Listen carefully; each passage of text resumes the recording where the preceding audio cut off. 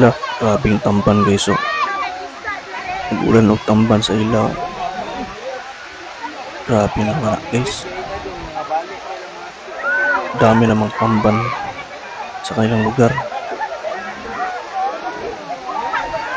Dumagsa yung mga tamban sa baybayin.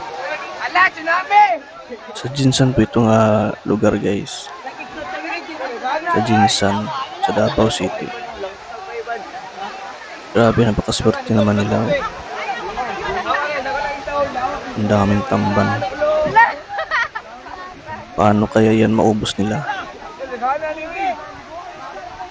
Grabe, oh. Kaya pala wala lang tamban sa ibang lugar sa Mindanao. Dahil andun na sa kanila ang tamban, oh. Dumagsa sa baybayin ng Jinsan. Grabe sila guys, oh. Takos-takos lang sila guys ba? Libre tamba na sila. Abi kong bilis-bilis lang. Ubandari sa Mindanao, wala. Minus kintamban.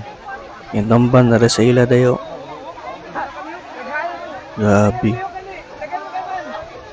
Ano ka na, no? Patiliga ng tamba, no? Sakay pasabot, no? Naisayin siguro na ba? Wala ang tanay sayin, no? Grabing tao, buraga pista sa ano? Bye-bye. Buraga pista. Alas 5 ni sa kadlawon, guys.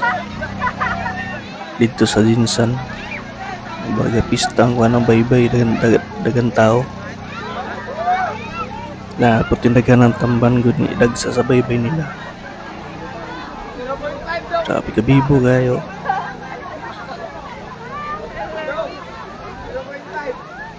Purit trag imo hari ba? Grabe.